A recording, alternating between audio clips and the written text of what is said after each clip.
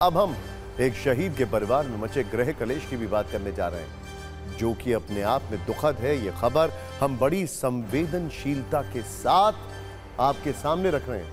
हमने आपको 9 जुलाई को सत्ता में शहीद कैप्टन अंशुमान सिंह की पत्नी और उनकी मां का वीडियो दिखाया था। यह है वो वीडियो। यह वीडियो तब का है जब पति के सर्वोच्च बलिदान के लिए उनकी पत्नी को राष्ट्रपति भवन में कीर्ति चक्र जो है वो उन्होंने ग्रहण किया था।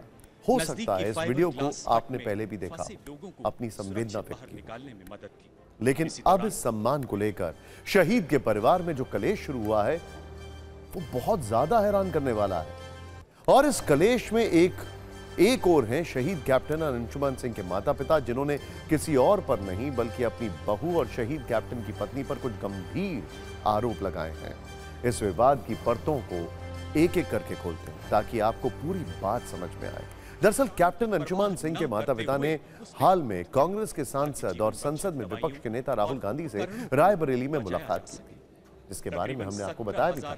लेकिन इस मीटिंग में अग्निवीर योजना खत्म करने के साथ उन्होंने सेना की एक पॉलिसी को भी बदलने की मांग की है, जिसका नाम है NOK यानी नेक्स्ट टू किन, जिसका मतलब होता है निकटतम रिश्तेदार।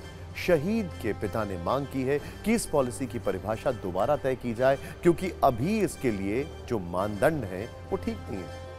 राहुल गांधी ने भी शहीद के परिवार को भरोसा दिया था कि वो रक्षा मंत्री राजनाथ सिंह से इस मसले पर बातचीत करेंगे, लेकिन आखिर ये पॉलिसी है क्या, इसमें क्या होता है, उसे समझने की जरूरत है। आइए देखते हैं। दरअसल नेक्स्ट टू किन NOK पॉलिसी में सेना में भर्ती के वक्त जवान के निकटतम रिश्तेदारों का नाम दर्ज किया जाता है। अगर किसी जवान की शादी नहीं हुई है तो NOK में माता पिता का नाम लिखा जाता है और शादी के बाद माता पिता की जगह सेना के जवान की पत्नी का नाम दर्ज किया जाता है।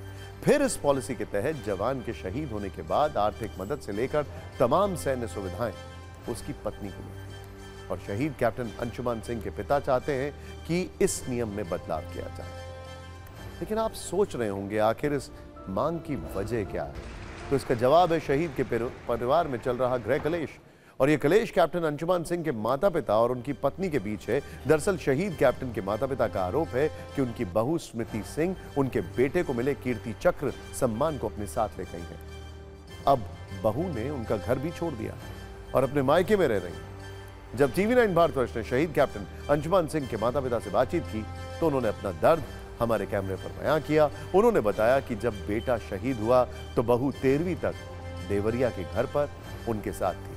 13वीं के बाद बहू के परिवार वाले उसे घर ले गए और कहा कि वो जल्दी वापस आ जाएगी। लेकिन इसके बाद बहू ने नोएडा में बेटी के घर से अपना पूरा सामान पैक किया और अपने मायके पठानकोट चली गई।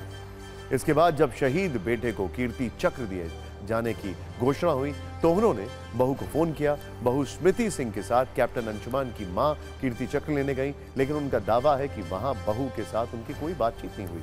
इसके बाद जब शहीद के माता पिता ने बेटे की बरसी पर उन्हें घर बुलाया तो उन्होंने आने का वादा तो किया, लेकिन नहीं आए। शहीद के पेरेंट्स का आरोप है कि इसके बाद बहू ने उनका नंबर भी ब्लॉक कर दिया और इसके बाद उनके साथ कोई बातचीत नहीं हुई। माता पिता ने कहा कि बहू के साथ उनके संबंध ऐसे खत्म हो जाएंगे, कभी नहीं सोचा था। शहीद के पेरेंट्स का दर्द यह है कि अब ना उनके पास बहू है, ना बेटा है और ना ही शहीद बेटे को मिला सम्मान। माता पिता का दावा है कि शहीद बेटे को जो कीर्ति चक्र मिला उसे भी बहू अपने साथ ले गई है, उन्हें छूने तक नहीं दिया गया। एक बार आप सुनिए कि शहीद अंशुमान सिंह के माता पिता का दर्द क्या है।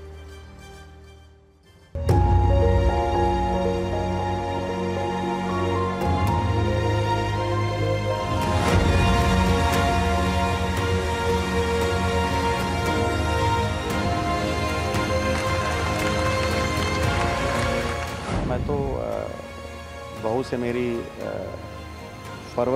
फरवरी या 2 फरवरी को ही व्हाट्सएप पे बात हुई थी और कोई बात नहीं हुआ। फ़ोन वो हमारा ब्लॉक कर दी थी, हमारा कोई फ़ोन हुआ नहीं। जब वो राष्ट्रपति भवन में आई थी तब भी हमने कोशिश किया कि बात हो, हमारी बेटी ने बात करने की कोशिश की तो उन्होंने ये कहा था कि डोंट वांट टू।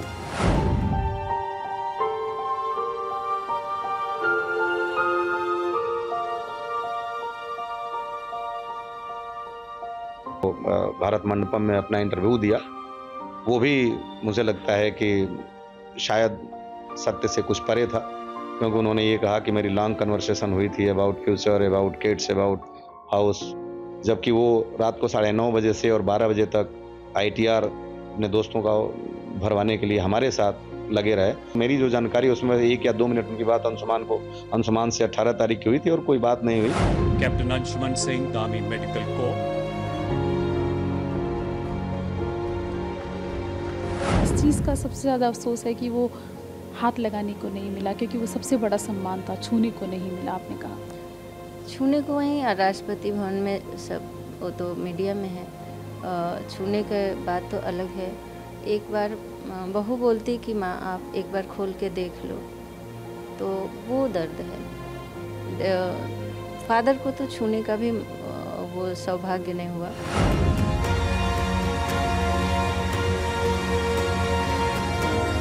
क्या इतनी पढ़ी लिखी नहीं है, ना समझ थोड़ी है कि जिसके बेटे से मैं इतना सम्मान पा रही हूँ, इज्जत पा रही हूँ, वो ऐसे ही मिल रहा है। उनके बाप का वर्ड है कि ये सरकार दे रही है। क्या मेरा बेटा नहीं होता उनको सरकार दे देती?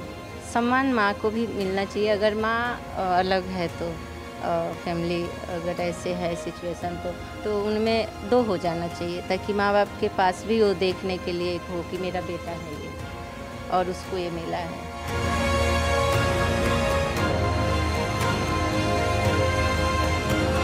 कुछ भी इस पे नहीं है कि हमें किसी भी प्रकार का कोई पैसा हमें मिल जाए, चूँकि मैं सक्षम हूँ अपने परिवार के पालन पोषण के लिए।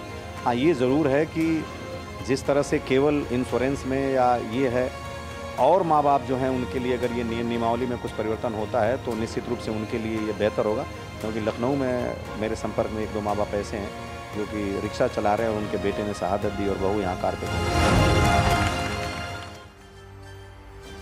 वैसे इस मामले पर हमने शहीद कैप्टन अंशुमन सिंह के पत्नी का पक्ष जानने की भी कोशिश की। जैसे ही वो हमें सास ससुर के इन आरोपों पर प्रतिक्रिया देंगी, हम आपको उसकी भी जानकारी देंगे। लेकिन हम आपको उस वक्त का वीडियो जरूर दिखा देते हैं जब शहीद कैप्टन की पत्नी ने कीर्ति चक्र सम्मान ग्रहण करने के बाद उन्हें याद किया था। कैप्टन अंशुमन जुलाई 2023 में सियाचिन ग्लेशियर में हुए एक अग्निकांड में अपने साथियों को बचाते वक्त शहीद हो गए थे। इस सर्वोच्च बलिदान के लिए उन्हें 5 जुलाई को मरणोपरांत कीर्ति चक्र से सम्मानित किया गया था। तब उनकी पत्नी स्मृति सिंह ने क्या कहा था, आइए। So we met on the first day of college, and I would not be dramatic, but it was love at first sight. And after a month, he got selected into AFMC. We met in an engineering college. He got selected in a medical college. So super intelligent guy. So from then on, after just 1 month of meeting, it was a long distance relationship for 8 long years. Let's get married now. So we did. And unfortunately, within 2 months of marriage, he got posted into Siachen. On 18th July, we had a long conversation about how our life is going to be the next 50 years. He's going to build a house. We're going to have kids. But no. 19th morning, I get up, I get a call. He's nowhere.